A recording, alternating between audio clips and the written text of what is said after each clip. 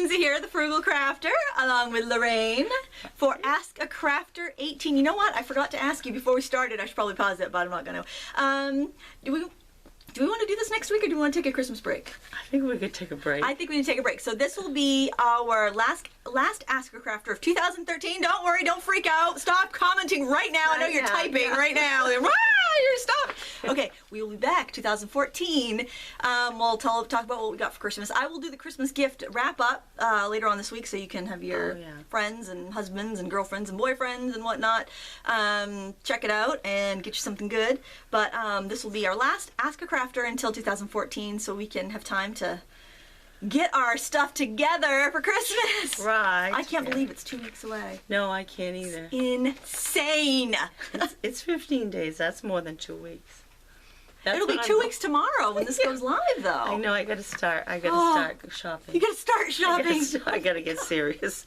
You know, yeah. I'm so serious. Oh my word! Well, I have a craft fair this weekend, and it seems like Christmas. I don't have to worry about Christmas until after the craft fair. The craft fair is late this year, it is late. Yeah, luckily you start worrying. Luckily, I did a lot of online shopping, so kids are pretty much set. Oh, that's good. That's good. Yeah, my family's pretty well set. I got to go to the man store and get my husband some stuff, the tool store. Oh yeah, that's fun. Yeah. So make sure he can return whatever I buy in case I get the wrong thing. But I got a pretty good. I can always find good stuff for me though. Yeah. Those stores, I love that. Have you been to the new Harbor Freight in Bangor? No, my husband has several times. Yeah, you may be the only woman in there, I'll tell you that. I went with my girlfriend Kathy, and we were walking around, and I mean, the only women you'd see were women with lists, and you'd see them pointing to the lists. Like, no, keep to the list. Keep to the list. You can tell who gets in trouble at the hardware store because their wives are with them. Yeah, really. All right, so our first comment comes from Pam Little Dot. She says, "You two could make money as a comedy team, like Carol Burnett and Tim Conway, I imagine." I love Carol Burnett. I know, and I do too. She says we have her laughing out loud. Yeah. You always type LOL, but sometimes you really do LOL. Yeah, really, it's true. Kim Smith 101 says you use a lot, and actually I got a phone call on this one, and many people wrote in to say you use peanut oil in your turkey fryer because it can handle the high heat for a longer temperature and not go rancid. So I don't mind paying the extra money then. And I've also been told, because you're supposed to use olive oil because it's so good for you, but you shouldn't use it when you're doing a stir fry or anything like that because it goes. Really? Yeah, it can. I guess it has a lower smoke point or a higher smoke, something, but you're not supposed to heat it so high. So it's good for roasting in the oven, but not for like stir frying. I didn't know that. Yeah, so I use canola for the stir frying and stuff. Okay.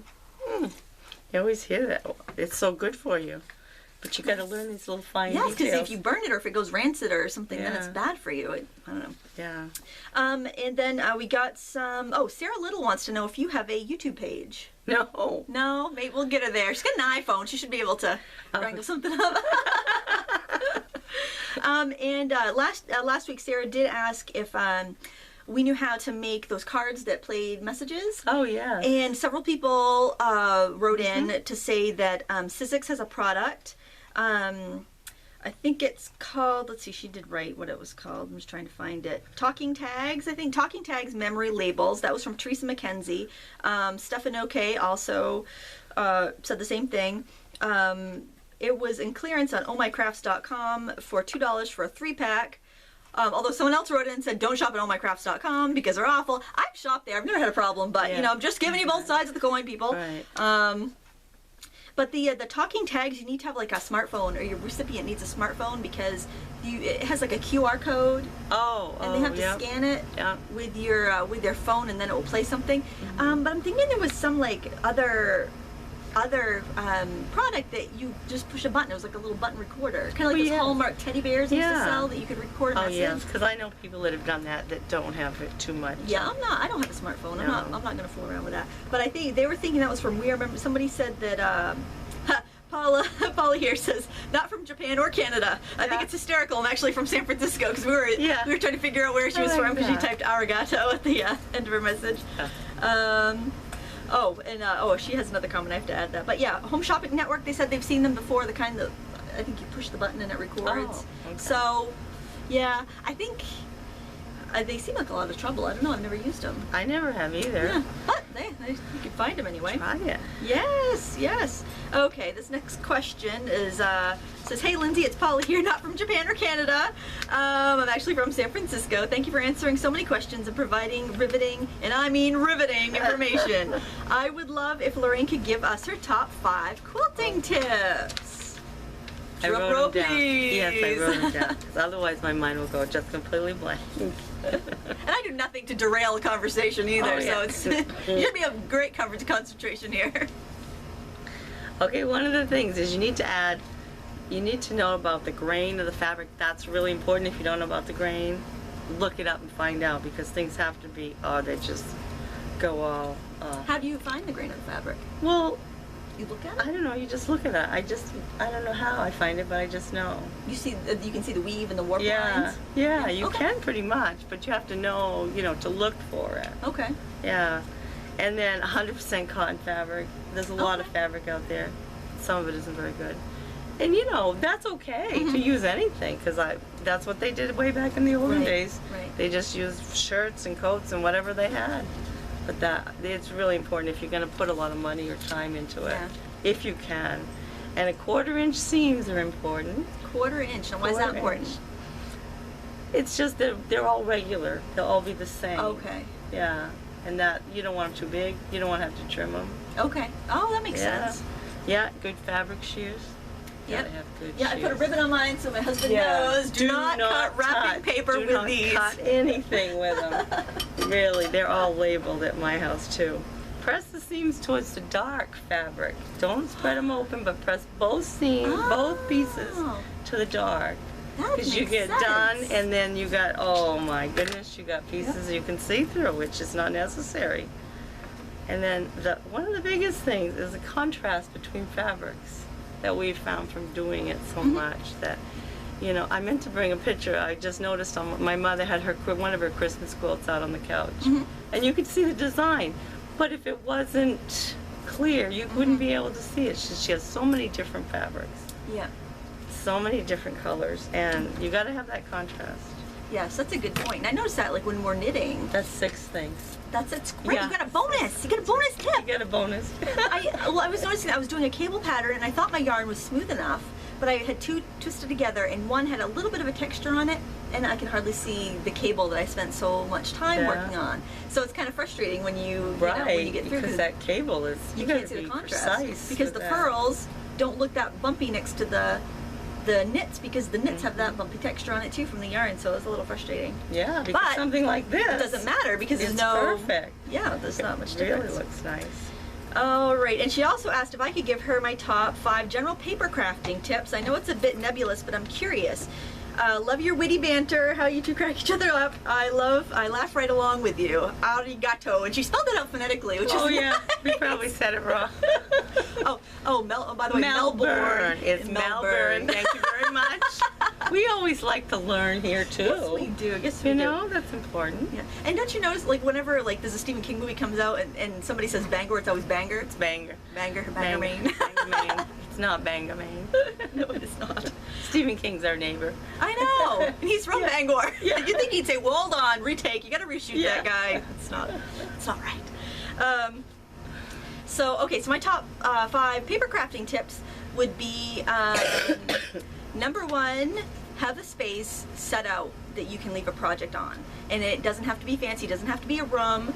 It can be a card table in your basement. It could be a card table in the corner of a guest room or your bedroom. Throw a tablecloth on it and store all your supplies in a scrapbook tote or one of those Sterilite rolling carts and shove it under there when you're not using it. Having a place where you can leave your work out that's convenient will make all the difference. It'll make you do it. Maybe you prefer to be with your family when you craft. If you have a coffee table in your living room, if it has storage underneath, you could have a couple photo boxes with some markers and some maybe some cardstock that you've stamped already. The other tip I have, or if you had a pretty roll top desk or an old secretary yeah, that'd desk, be something like nice. that, that'd be pretty. If it was in the room, you can close it up, but your stuff's all right there. And if you get interrupted, which if you have a young family, you're going to get interrupted a lot. You can make use of those 5 and 10 minute breaks you get now and then. I know a woman who has a scrapbook room in her laundry room. It's a laundry room / craft room. So Yeah. when she is doing a load of laundry, she can be stamping or die cutting or Yeah. you know, doing all that at the same time.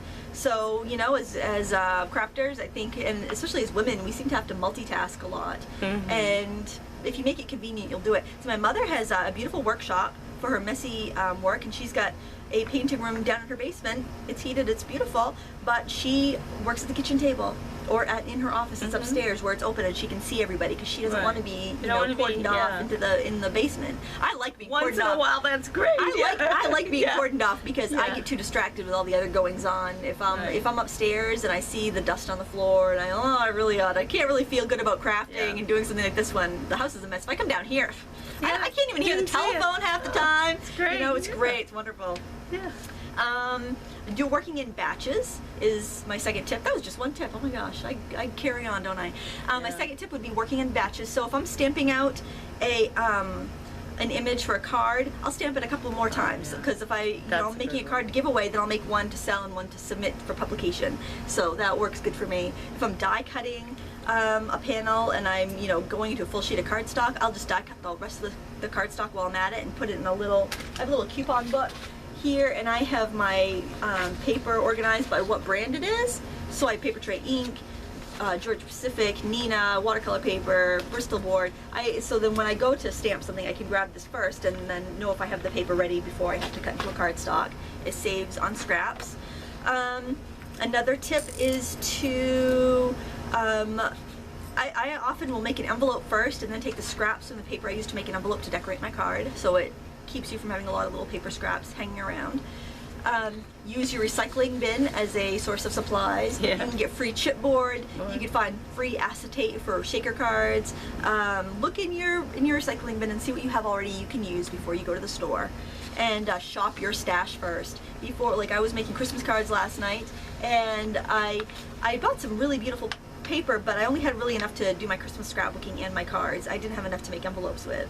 So instead of running to the store and buying some cheap Christmas paper, thin stuff that I didn't really love, I decided that I would go and find paper that was red or green, but wasn't necessarily Christmassy, but it was going to be fine for an envelope that's just going to be thrown away. So shop your stash first. Use up what you have. And let's see, save your yarn scraps, any scraps from other projects, because they will come in handy in your paper for embellishing your paper crafts too, making it a very affordable hobby, so you can do it more. And I think that was 5 tips at least. That's great. Very good.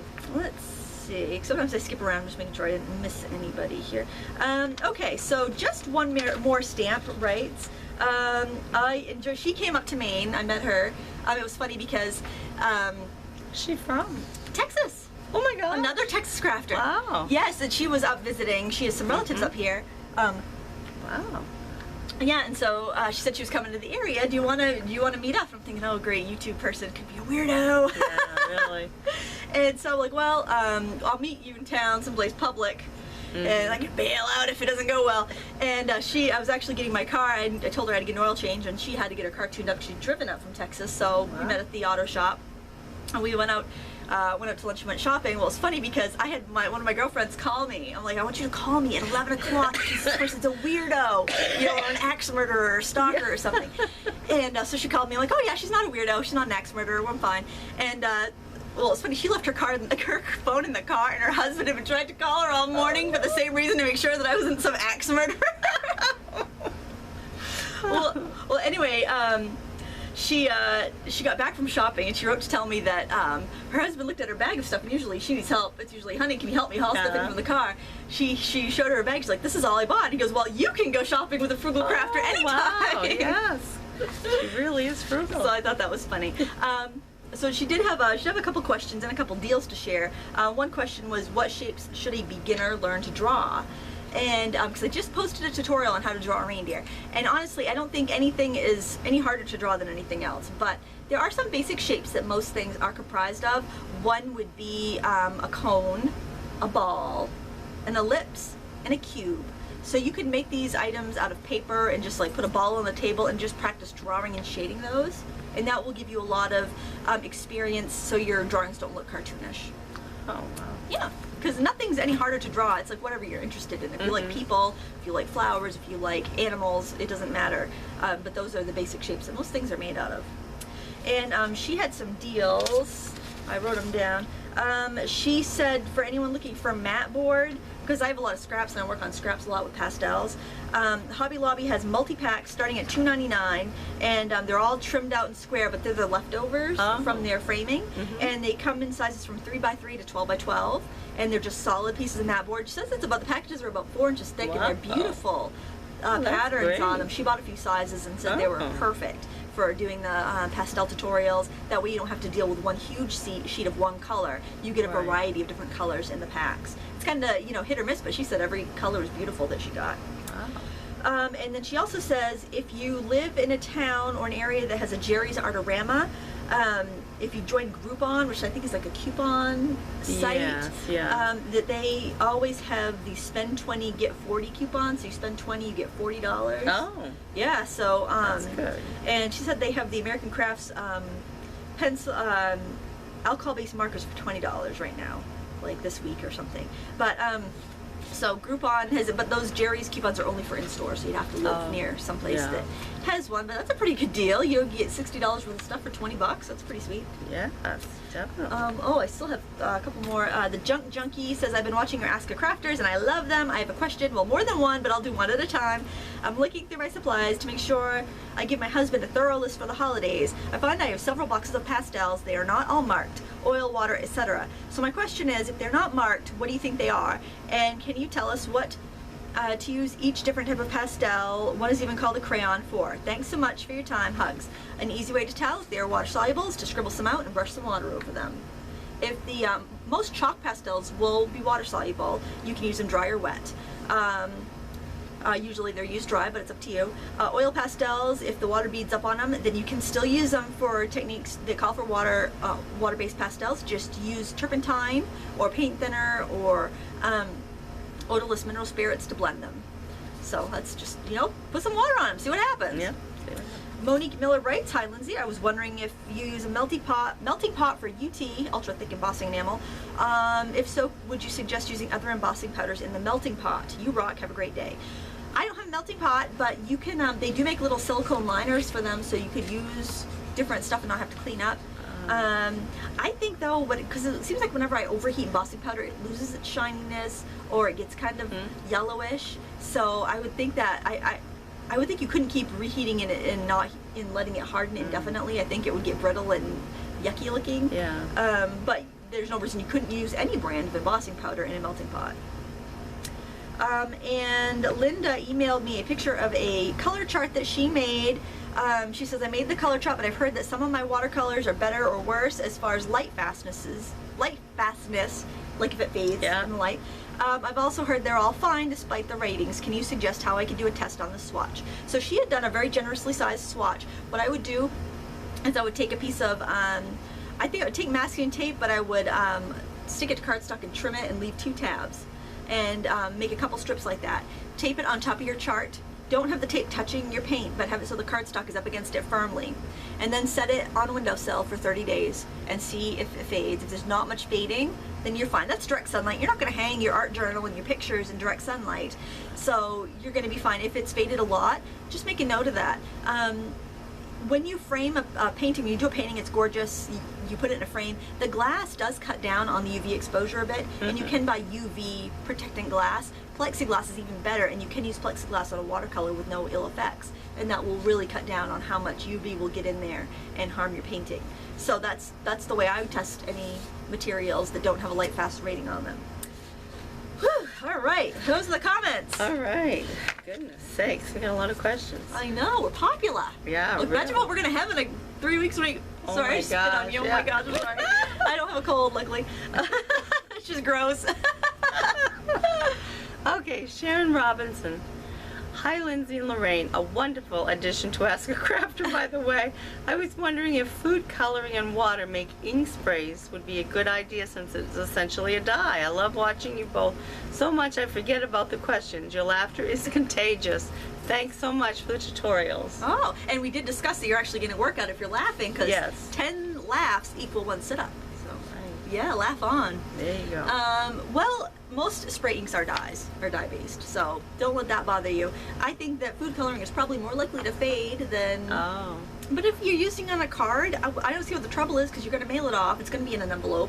Someone's going to... So... Not me. I save every card that somebody sends me if it's handmade. Oh, yeah. I do too, if they're handmade. But I don't expect it from... But sometimes I put it in, you know, you can put them in your scrapbook. I do, absolutely. Yeah? My mother does that too. She saves all the holiday cards, and she has an album that's just Christmas. Yeah. And she has all the holiday cards laid out on her dining table after the holiday, and she enjoys them. She looks at them, and then she puts them on pages, and all she does is glues them to scrapbook paper, and she keeps a little, usually the address right with it, so that probably makes it really easy next year for sending out cards.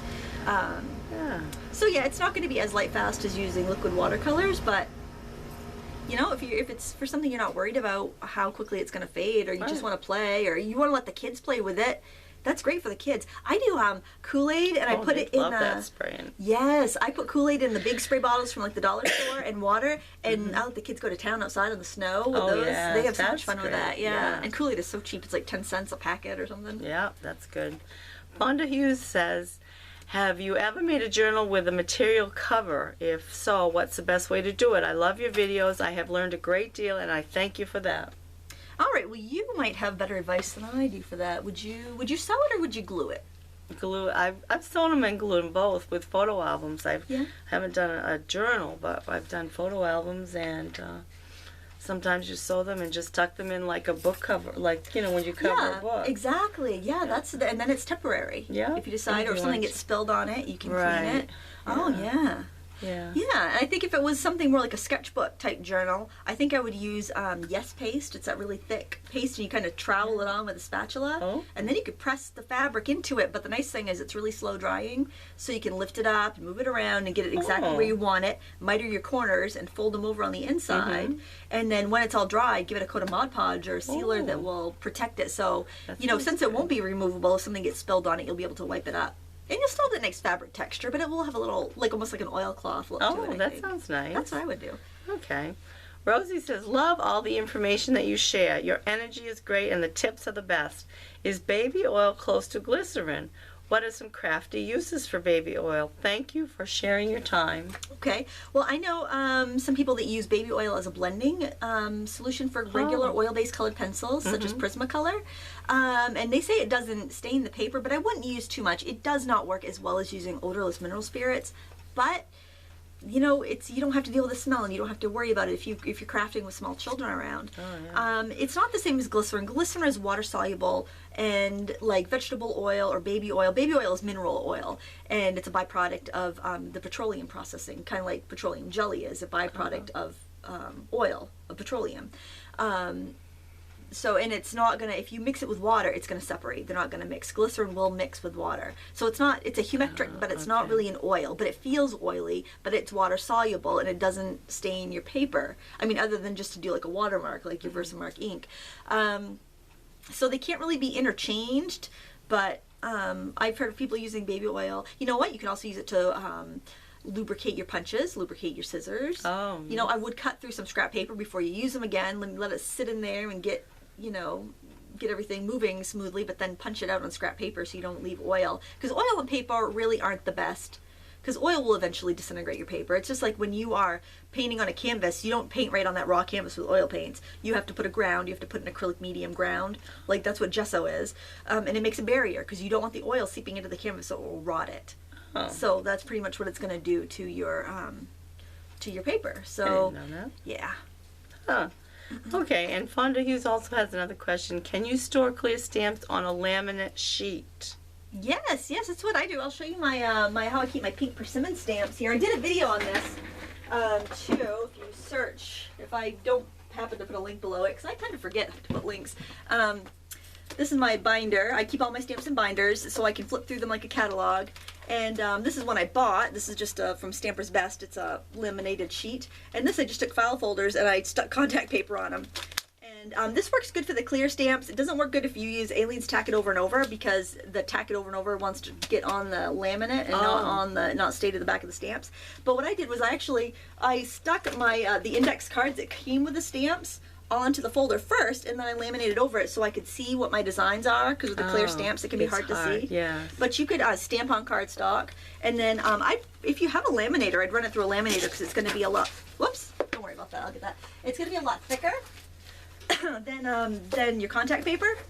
And it will give you a better, it'll give you a more sturdy sheet to put it on there. And I think the plastic on a laminator might not have that same effect with like the Aliens tack it over and over, taking the sticky stuff off.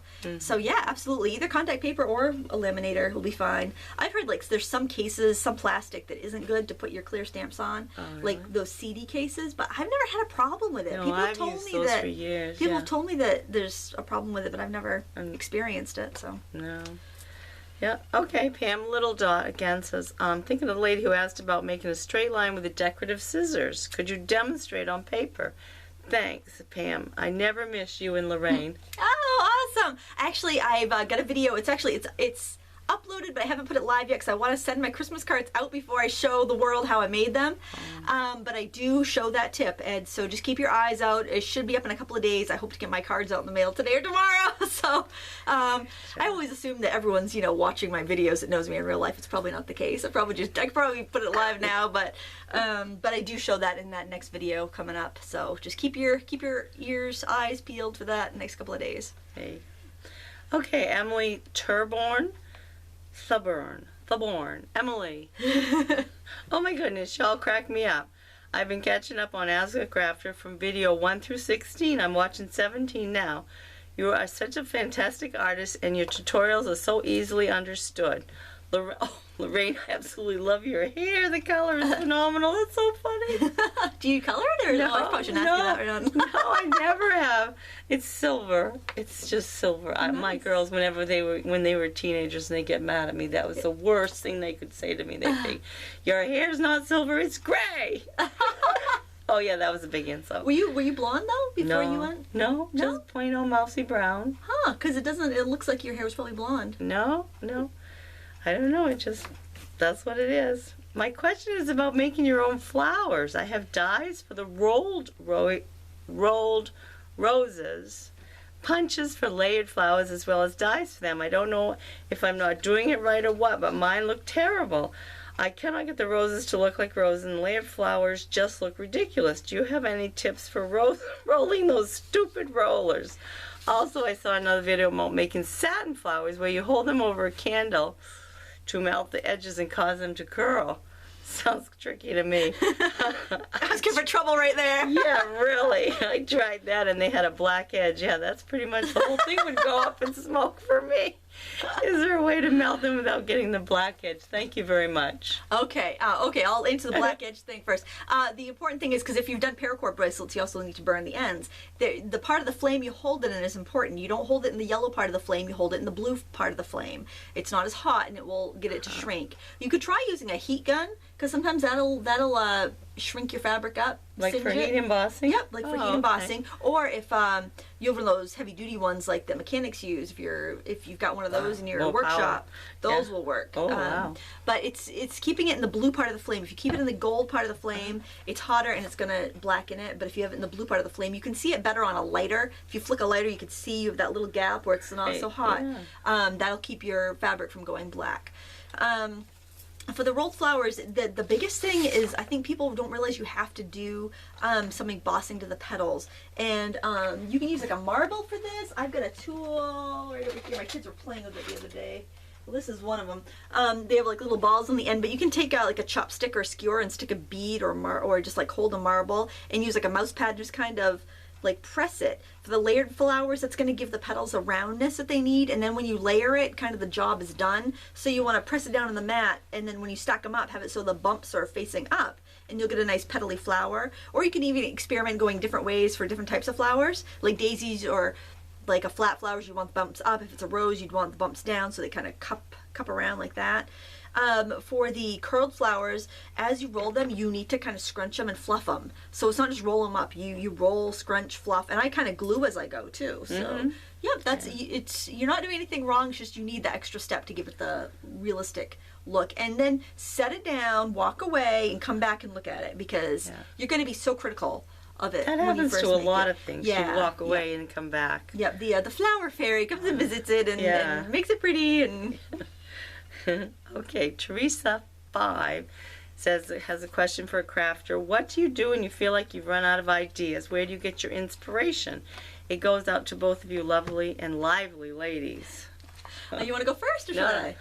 No, I'm running right out of ideas already at home. I can't seem to go anymore. You asked her all these quilting questions. Now she's done. Gosh, suck me dry. So for me, when I run out of inspiration, it happens, and it's funny because I usually get kind of in a rut when this place is trashed, which it's pretty trashed right now. So I clean, and then I don't like cleaning, so it doesn't take long for me to find something I'd rather be doing. Oh, look at this, and then it's like a new treasure, and I play with that for a while. But cleaning really gets me motivated and inspired. Sometimes it's like watching a movie, like when I saw the Hunger Games, I was so inspired by everything knit. Actually, this is my second version of the Katniss cowl with the crocheted cowl neck. If anybody was wondering what that looks like, this is what the crocheted. It's high and then it rolls down. So yeah, I might watch a movie, or I might just do something completely different, or maybe I'll craft with the kids, you know, just to kind of change gears. I'll pick up a craft I haven't done in a long time, like I'm kind of a knitting and crochet mode right now, or I might sew. I'll just do a different type of craft. But cleaning is probably what I do first, because if I'm feeling uninspired, it's usually because my area is uninspiring, and then I feel a lot better after it's cleaned up. Or I clean the rest of the house if I'm really desperate, and then I feel like I deserve some crafting time. Yes, really. I'll find something to make. Do you have anything to add to that? No, I don't. What do you do when you're not inspired? Watch a movie. Watch a movie. Well, we go to are you scrapbooking on Friday? Are you going to the crop? No. Oh, we're not gonna have. We're not going? We're not going.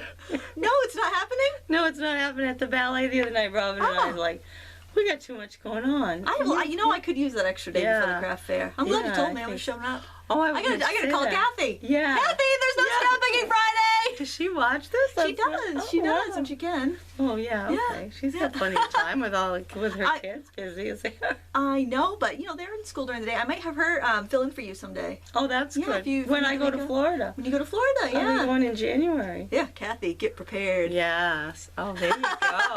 It's a great experience. You stopped answering my calls for some reason. Really? Okay, Carmen Hayes says, Martha envies your freedom. Don't kid yourself. Yes, I know that she's. Yeah, I'm sure she's envious. Yeah, that lady crafting in her basement. Yeah, whatever. Yeah. I have a question about getting a watercolor look with acrylic paint. I use blending fluid and I still get blotchiness. I even got a brush to use dry to smooth and blend, but I'm still not getting the airy look I want for backgrounds.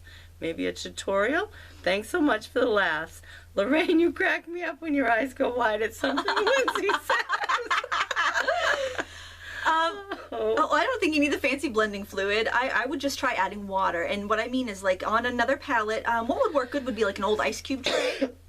Put like a little dab of paint in each well and really squirt it with water. A few squirts of water from a spray bottle. And you want to mix the water in there until it's like the consistency of cream, like, or half and half, just that kind of thick, creamy, but it should really be runny. And wet your paper and then start adding the colors, and it's going to bloom and explode like watercolor does. You're probably just not using enough water, I'm betting. And maybe you're not using watercolor paper. Watercolor paper makes a huge difference. Yeah. It's meant to handle that water without buckling. It's meant to let the paint kind of glide around the surface. It's designed for that. So those are my two. I think if you do both of those, you'll be good to go. Great. Twinkle Toes today said, hi, I've returned with a question.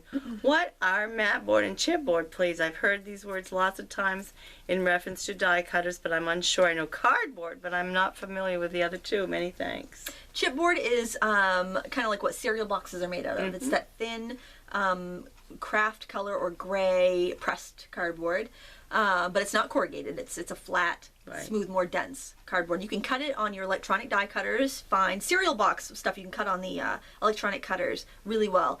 They also use it to make the back of like watercolor pads and paper pads. That stuff's usually thicker and won't cut on your electronic die cutter, but you can run it through the Big Shot. It's much more dense and thick. But those are all chipboards.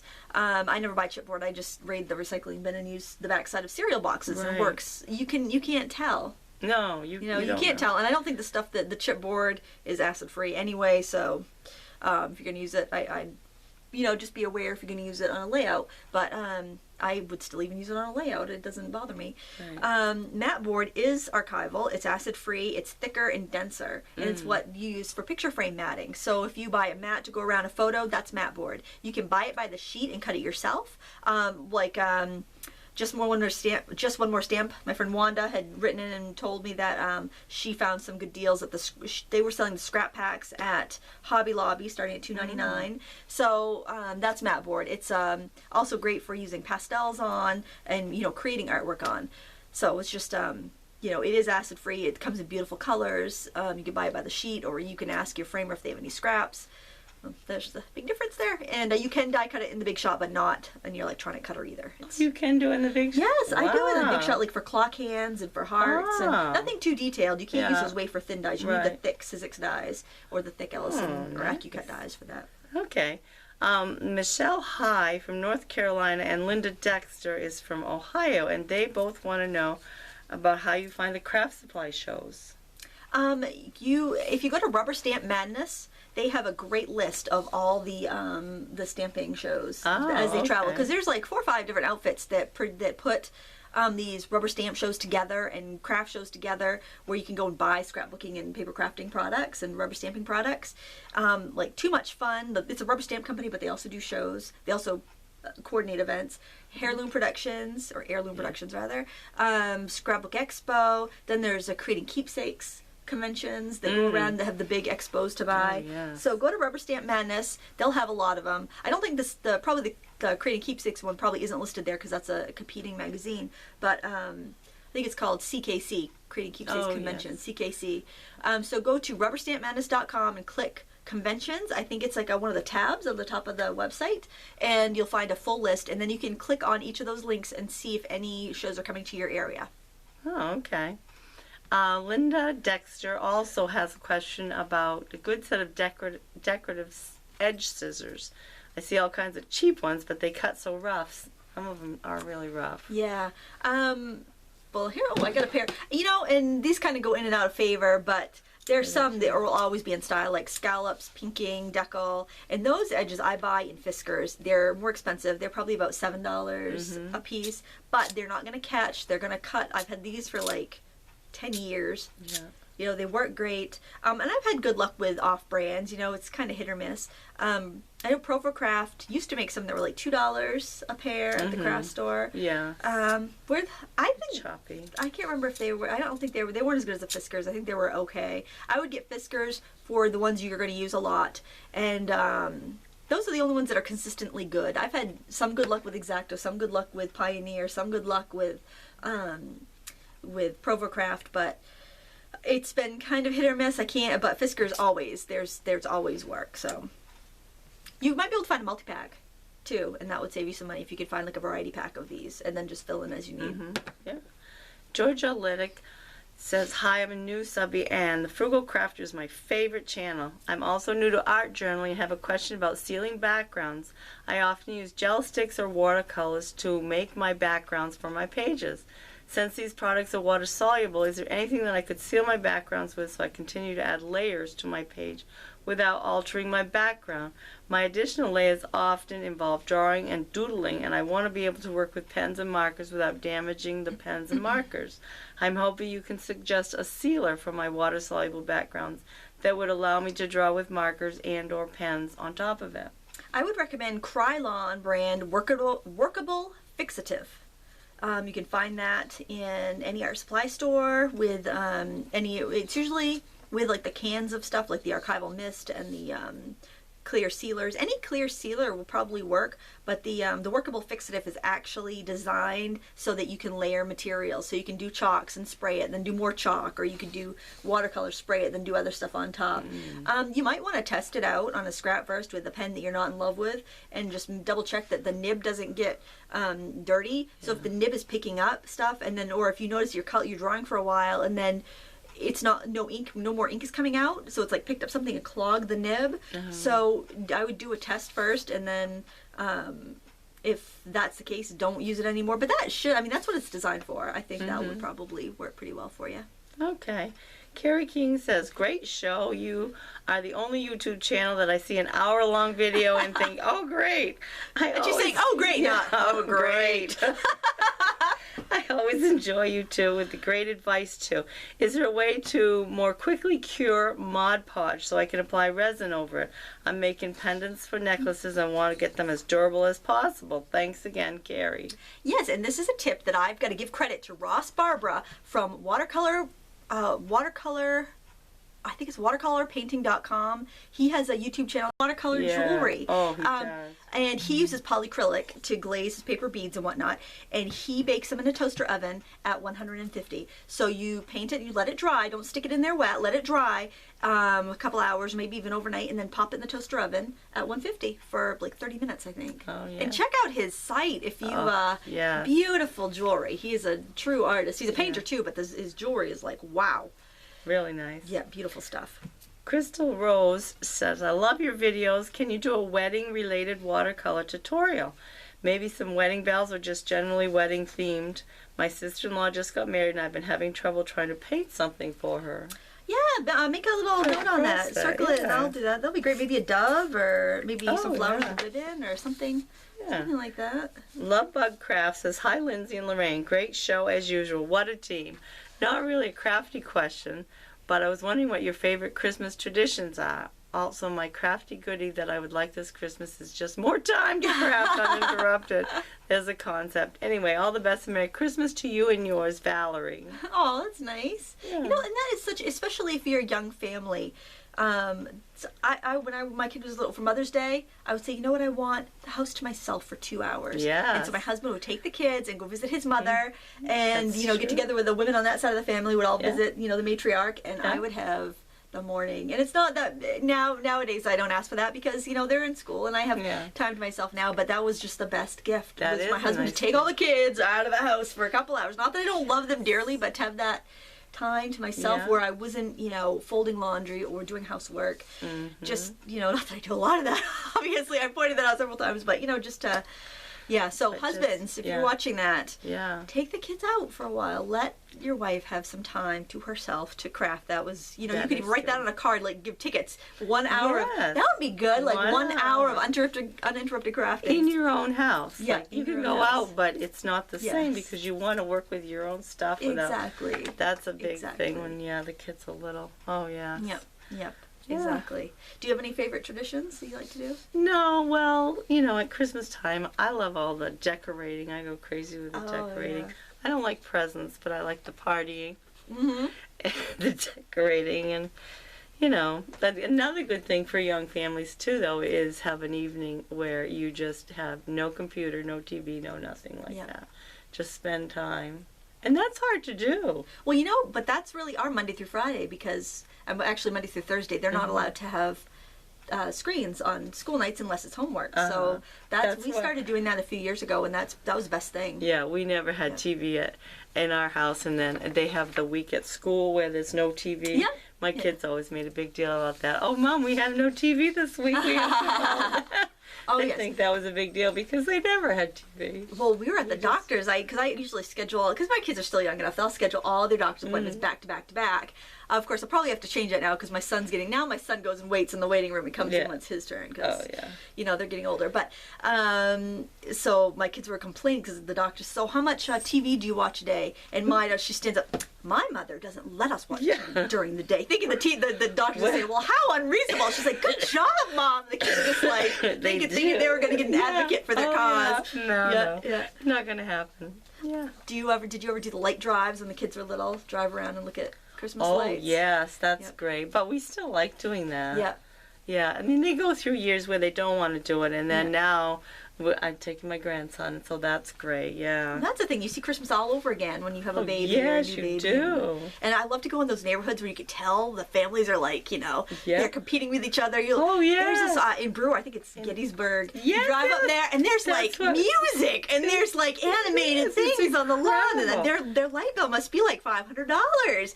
It's insane, but it's so fun. And then you see the house next to it. You always get pockets. Like if you were to fly over, you'd see those towns clearly that were like there. That's funny. One craft tradition we do every year is when we make our Christmas cards, and I Yeah. have a big list, about 60 people, so it's a lot of cards to make. And my husband helps, which the first year I was like, okay, you can do this, you can glue that Yeah. there, glue that, and I would Yeah. get very bent out of shape. Oh my God, it's crooked, Yeah, I know. And so last night I had the create-elopes out. It was a family affair. Lila, let's see. Oh yes, Lila made a bunch of envelopes. My other daughter, Maisie, came home from school early, and so I was having her help me assemble cards, which is very interesting because I had the glue gun going, and I was like, well, you better not use a glue gun because then I burnt myself. I got a blister on my finger from the glue gun. I was worried that she was going to do it. They're all trying out the ATG gun, which was giving me palpitations. Oh yeah. But then my husband and I stayed up late, and so we're making all these cards. He made about 100 create-elopes. He's like, am I create-eloping? And then he's like, oh, I remember when I was young and my dad brought home the create-elope, and he sat and made them, which did not happen because his dad is 1950s type dad, and so I was on like next to the last card. And I glued something on crooked. I'm like, oh, I glued that on crooked. He goes, oh, don't worry. People think I made that one. Yeah, that's good. It was funny. We got a lot done. That's But great. I'm like, God, there must be 100 cards here. I don't think they're ever going to get done. And I'm like counting them. I'm like, it's only like 50. What? I know I made more cards than this. This can't be right. Yeah. Like, did like 30 drop on the floor that are completely done or something? Where are they? Oh yeah, I was so tired. And he's good in the night. He's perky. Oh, that's when he comes to life. Yeah, and I'm just like, I'm so tired. I can't glue in a yeah. straight line anymore.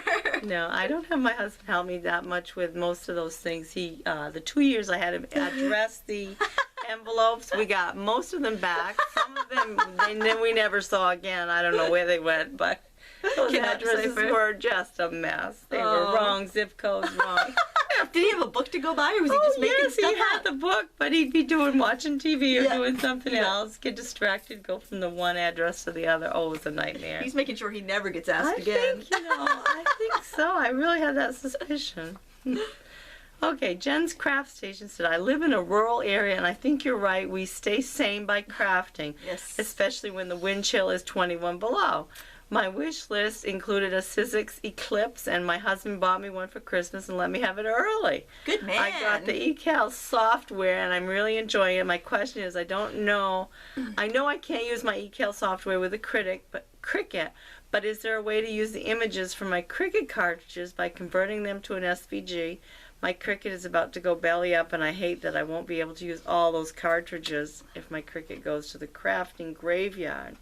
I've tried the print screen with the Cricut software, and I'm not happy with the end result as an SVG by using Inkscape. Thanks for your videos and all your tips and advice. Happy holidays. Yeah, it's a slippery slope. The doing the screenshot is pretty much the only way to do it, and converting it through Inkscape. And I personally don't have a problem with it if you bought the cartridge and you're just converting designs you've paid for. I don't have a problem with that. I don't think, but I'm sure Cricut would have a problem with that because slippery slope. They don't do any. There's no. But you know what I have found. And this doesn't really help you get your designs off your cartridges, but if they're older cartridges, if you go to letteringdelights.com, I'll put a link below the video. They, a lot of their fonts were made into Cricut cartridges, like, was it not Zubaloo, that was a different one, but there was one of the animal fonts was made. One of their traveling fonts was their, the Preserves cartridge was made from one of their fonts. There was one that I actually bought, it was as a font, and then it was made into a cartridge and they took the font down. It was Asian Delights or something. So a lot of their artwork you can find at Lettering Delights for the earlier cartridges, because they used to design a lot of their cartridges. And those dingbats go on sale for $1 a piece quite often. And I've cut a lot of their fonts, and they cut beautifully. And they sell SVG sets now, but I actually like the doodle bats because they're easier to. I don't have to fish through a bunch of files. I can just look at the font and pick what I want. I actually keep there's a little thing over there that says ding, the little binder. That's all I printed out the charts of all my dingbats, so I can find. I don't really use it that often. I thought I would, but I had the best intentions. Yeah. But yeah, you can't really access those from other than a Cricut. I mean, you could get like a cheap Black Friday Cricut if you want to have another machine hanging around, but. Yeah, sorry about your luck, as my Girl Scout leader would say. Sorry about your luck. Sorry about your luck. I like that. Melly Ison says, I just love all this crafty goodness. I have a quick question. Stamping Up sell these things that are clear plastic that when put together on a card will make a pop-up window you can put candy in. But I must say they are a bit high. Do you know of some way to add candy to a card like in a window but in a cheaper way? Thanks so much. Love the Ask a Crafter. I have a couple different suggestions. First of all, I buy those Stampin' Up treat cups. They come in heart shape and they come in circle, and they have stamp sets that coordinate with them, and I love them. And I don't think they're that high. I think they were, maybe I'm misremembering, but I was thinking they were like $2.50 or $2.99 for a 10-pack. I don't think they were much more than a quarter a piece, and they have the adhesive on it, so you can just stick it right on the card. Yeah. But maybe they've gone up, or maybe they're. I bought a bunch because I was afraid they were going to get discontinued, because I bought the stamp sets to go with it because I thought that was really clever. You can get food-safe polypropylene bags from Paper Mart or Uline, and that's what I used to package my cards in, because they don't stick to each other, and they have a little peel-off tab, and you close it up, and they're very professional looking, and they come in packs of 1,000, so you might need to buy them and split them up. I wish I didn't split them up. I bought some and split them up with friends, and I wish I hadn't, because now I'm almost out, and you have to order another 1,000 and pay shipping and stuff, but so those are FDA food safe, and they come in all different sizes, but I would try to find a size that you can use for something else, so that you're not stuck with 1,000 bags of a specific size. That wouldn't be a pop-up, hard plastic thing. It would be a soft plastic thing.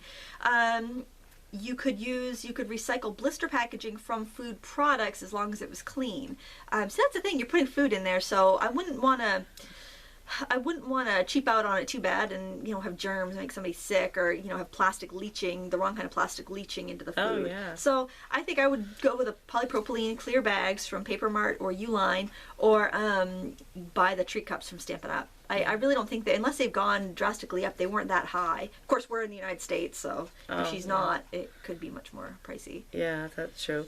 Little Willie 1000 said, my honey picked me up a 2-ounce bottle of glycerin at the grocery store.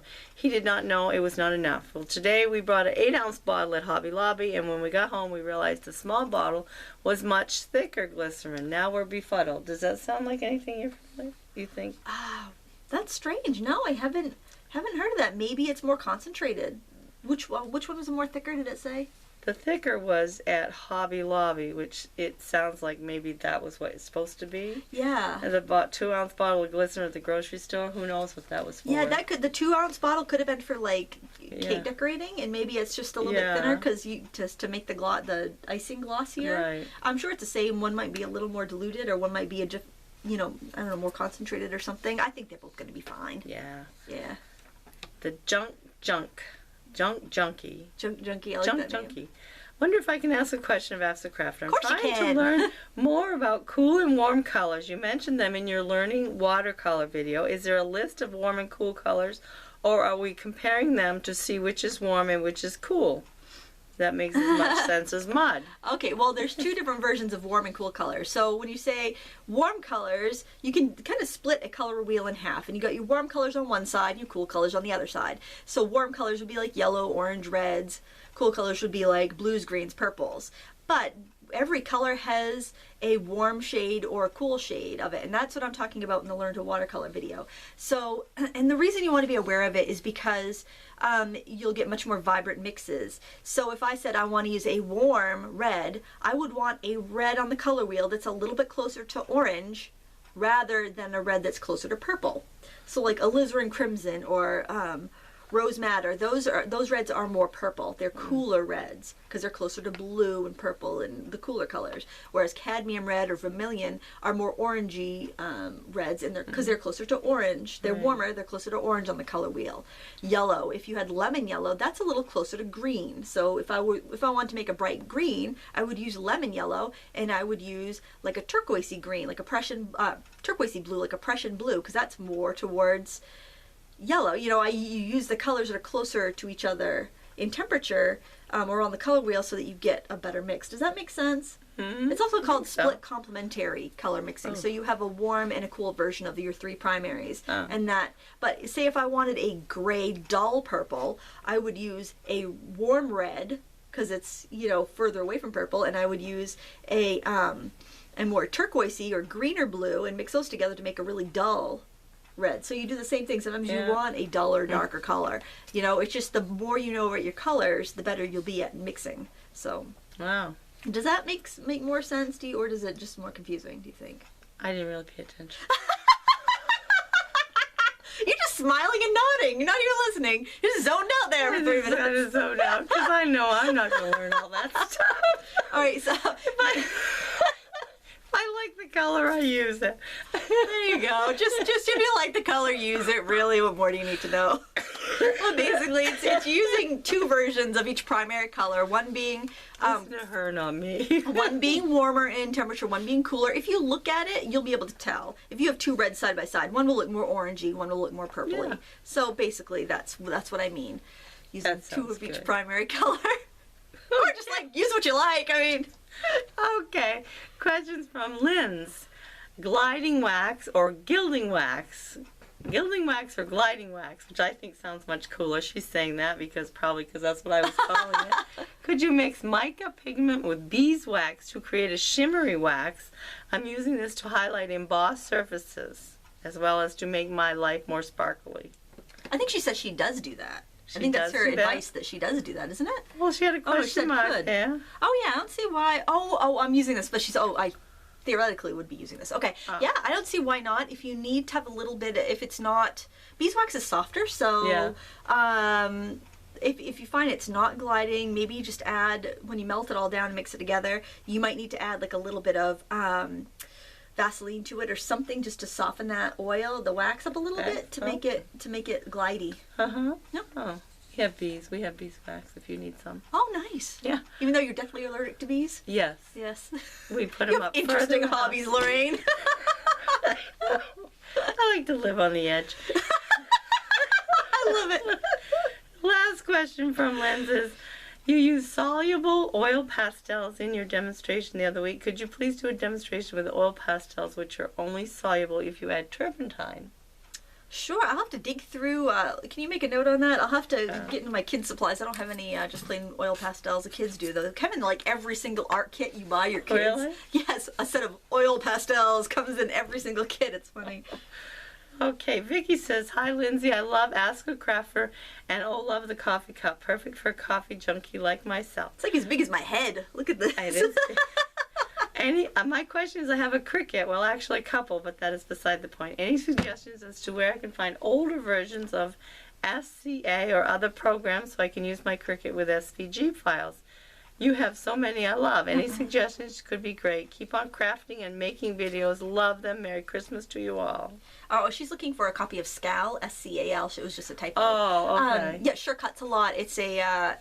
They made this great, well, they still make great software, but now it's only the Cricut bullied them.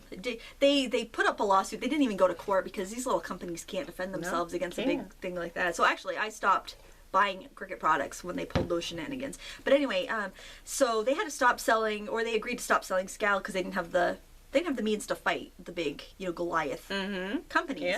Yeah. So you may be able to find a copy on eBay if you just search Scal 2. Scal 2 is what you want if you can find it. The original Scal is alright. Scal 2 is better. You don't want Scal 3 because that won't work with your Cricut. But it would have to be like eBay or some independent scrapbook store that stocked it that still has a copy. I think it's going to be really hard unless you can buy a copy. You'd have to be able to buy it from somebody that no longer has a Cricut or wants a Cricut, and they might be able to sell you like that copy with the code. They would have to have not used both of their codes because you could put it on 2 computers, so they would have to have only had it on 1 computer. Maybe they would sell you their copy. So eBay would probably be the best way. Yeah, but again, it's a buyer beware thing because it's not endorsed by the company anymore. They don't offer support for it anymore. They gave like a year after they stopped selling it of customer support and stuff. But after that, they weren't even supposed to do anything with Cricut. So then there were like Make the Cut also had a version, and so did Fairy Cut of software. Then they were all good, to cut with your Cricut. It's really just a shame because they didn't break the law. They did not break the law when they designed the product. It was an open source. The Cricut firmware was open source. Anybody could access it. They didn't put any guidelines on it to begin with, and so then they started after the fact telling people they couldn't do it after it was perfectly legal for them to do it. It's not right, and it's not like if you buy a HP printer, there's no law saying you can't buy Epson paper for it, or you know, even off-brand ink, you know, it's not right. When somebody buys something, they should be able to, as long as they're not infringing on copyrights and stealing your designs, like off Cricut cartridges, you know, it doesn't say that they can, you know, cut from the Cricut cartridges with that software. It's just, you know, they're not infringing, so. But anyway, make a long story short, yeah, you just have to try to find it on eBay. Good luck. Yeah. It's gonna be a toughie. That's too bad when you have stuff like that and you can't use it. Yeah. Okay, from this muse of mine, Letha Richardson. First, let me start by saying I love your YouTube channel and watch it religiously. I've learned so many tricks and tips from you and other viewers. Fabulous work you do. Keep it up. My question has to do with the jelly plate. Because of my limited budget, I was able to make myself and my mom one for Christmas at a fraction of what it would have cost to buy one. My problem now is, how do I acquire stencils and textures at a frugal price? I love all the amazing stencils out on the market right now, but even the small 6x6 seem to be $5 or more. Plus, when you have to add shipping, that just puts them out of my... It's 100 miles away. Wow. I can't imagine. So I'm not fortunate enough to pop in every week or so and use those 40% off coupons. If I'm lucky, if I get to use one once every couple of months. I've been looking outside the box for textural items that would help me make patterns on the jelly plate, but other than the rubber mesh coaster drawer liner from the dollar store, I'm coming up empty. Can you help? Do you have any ideas where to acquire even used stencils? I've tried eBay and they go for as much as the new ones.